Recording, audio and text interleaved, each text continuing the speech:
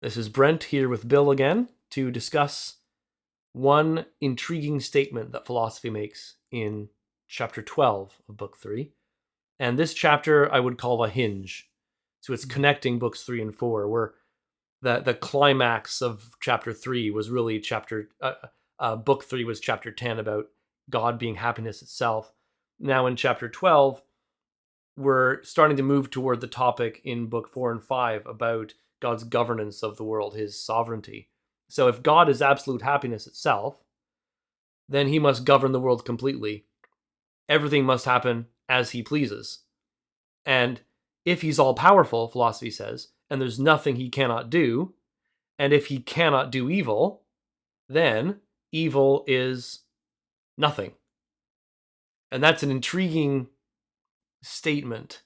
Have you thought about that very much, the nothingness of evil, Bill? I have to confess that not a lot prior to reading Boethius. It's just not a way that I've constructed or that I've read an awful lot about evil being nothing.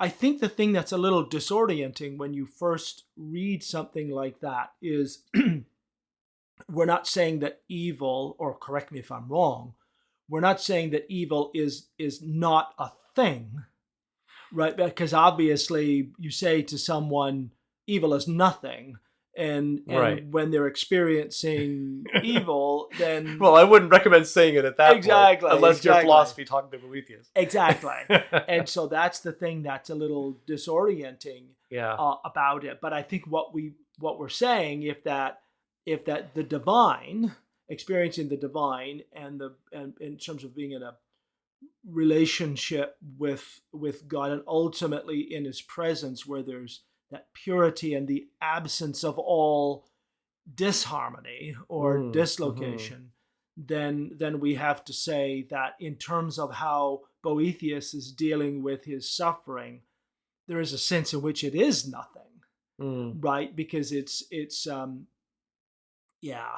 Yeah, she's trying to set things up, I think, for the next 2 books to say, because she's going to talk about the weakness of the wicked, how the weak are always wicked. Yeah, So yeah. the wicked are always weak, and the good are always powerful, which is also counterintuitive. Right. And so this is related to this. Mm-hmm. So not to say evil is nothing in the same way, like if we were to say, oh, I stubbed my toe. Oh, Yeah. that's nothing. I just broke my leg. Right, exactly. Right? But it's Exactly. more because you say evil is a thing, and in a sense it is, but in a sense it isn't, Yeah. even biblically. So I remember discovering a few years ago a philosophical argument about the existence of holes, which may sound weird, but so a hole, what is a hole?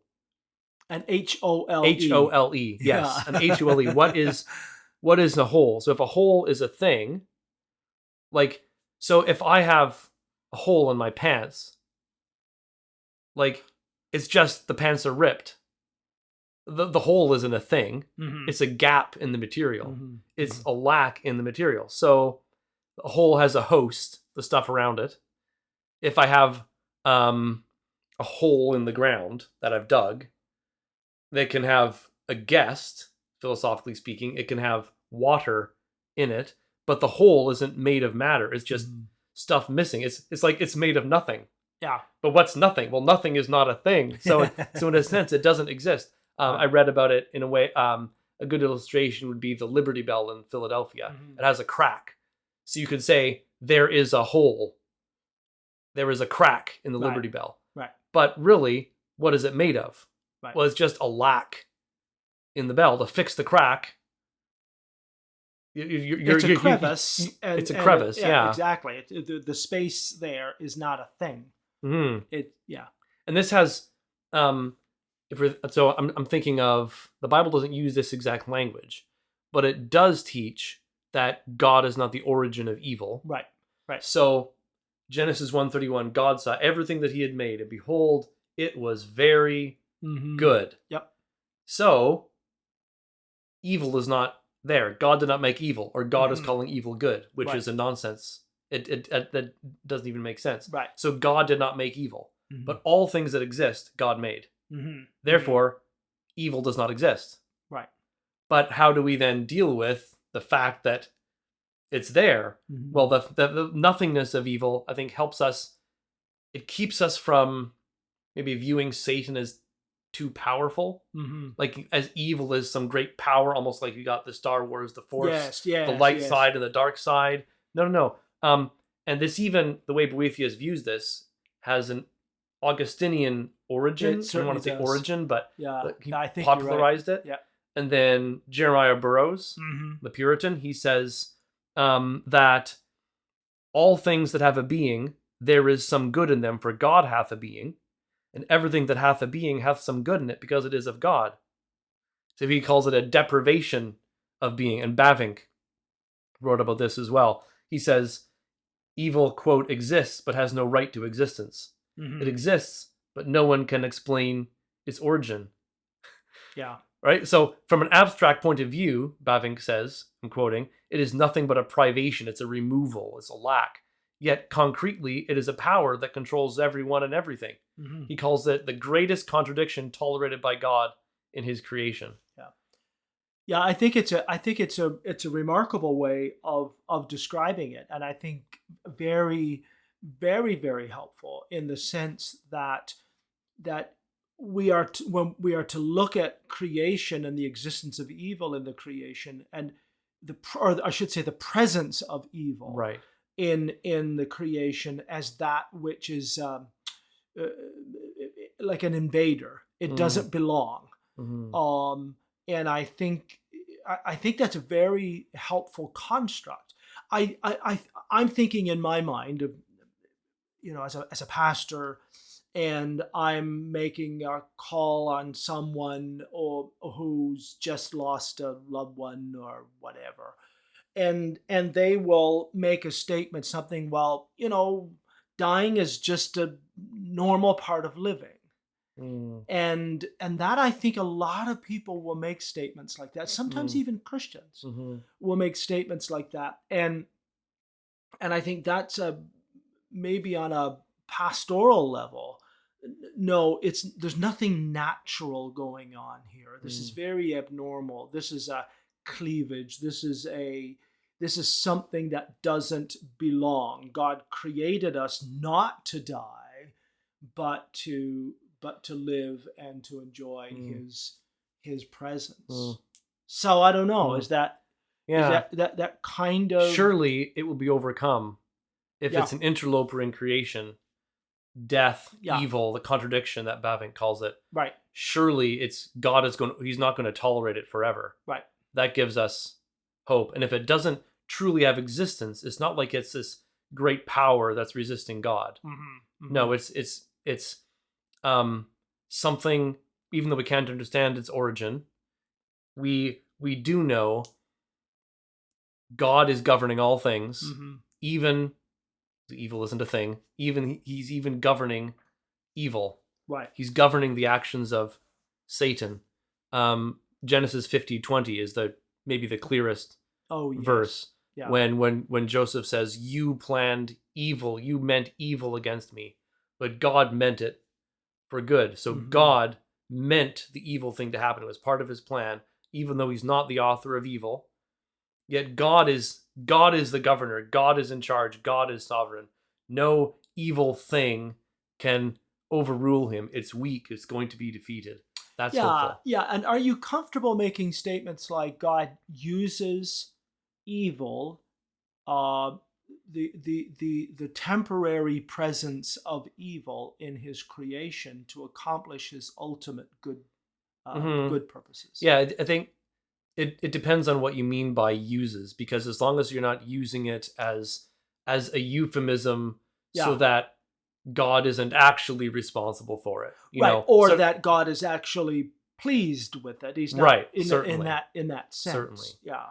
yeah, I think we have to. This is just a mystery about exactly. so That's a good way much to of put it. this, Yeah. and I think it's one of those situations that we never quite feel um, our creatureliness Mm. than when we are contemplating the existence of evil, Mhm. because we know it's Mhm. there. Mhm. We we participate in it Yeah. as fallen creatures, and we see it all around us. So you can't deny No, that's that. right. But at the same time, Scripture is abundantly clear. God is not the author of evil in any way. God doesn't tempt any man to evil. No, right. That's right. As James is abundantly clear. So there's a mystery. There's a mystery, exactly. I think what philosophy is trying to get us to feel is the weakness and impotence of evil and the tremendous absolute government of God over all things. Yeah. And even, I think that's such an interesting point that you make there, Brent, because I do think the the philosophical presuppositions of our day is that you should have good and evil, and they're equally powerful entities.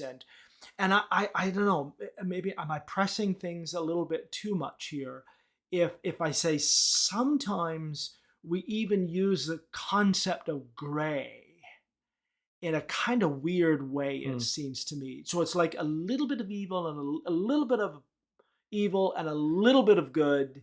You end up not with white or black in terms of the color spectrum, but you end up with a gray. And I think not. I don't think everybody that uses that is all of that sort of philosophical baggage attached to it. But I think sometimes, particularly in the political realm, which it compromise in one sense is inevitable. But I think once we're in the moral realm, then I think that's when that's not on.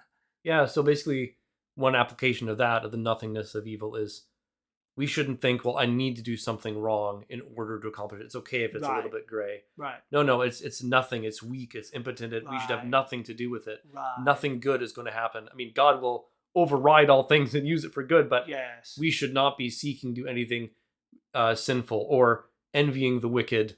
Yeah. Like the author of Psalm, like Asaph in Psalm 73 says. No. Yeah.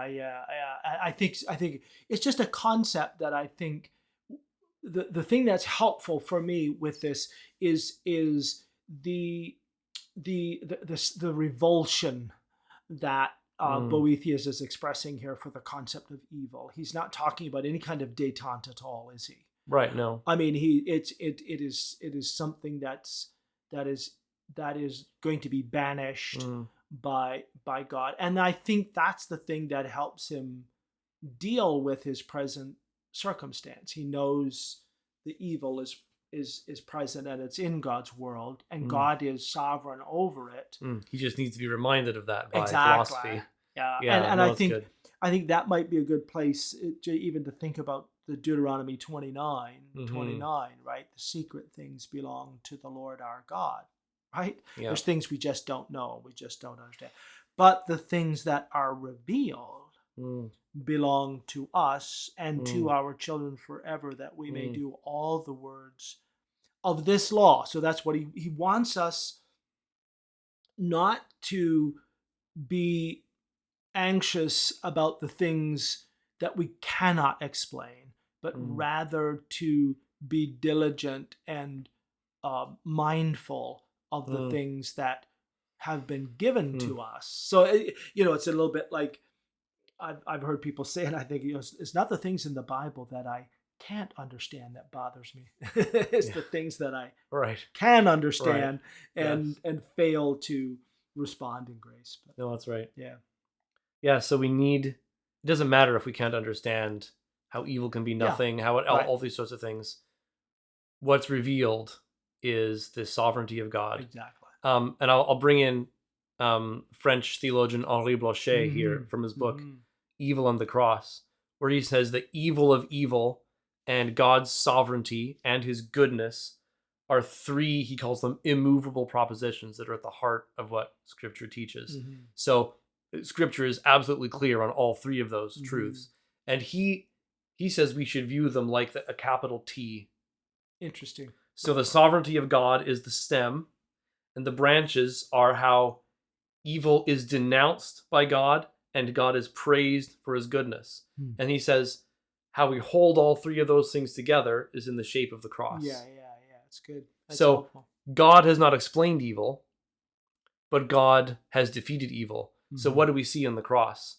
The absolute vileness of evil in the murder of the Son of God, the sovereignty of God in using that evil to accomplish his plan, his eternal plan of redemption.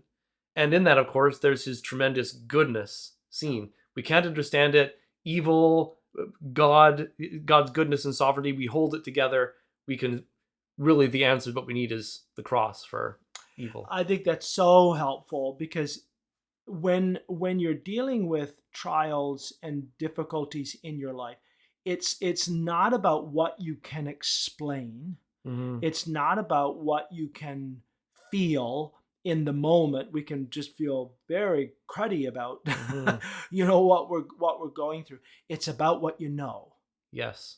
It's about what God has said. And if we can lean into what we know God has said, that's where the stability comes from. Yes. It not wandering into areas that we just don't know. So it's like the whole nature of the, God is sovereign and man is responsible.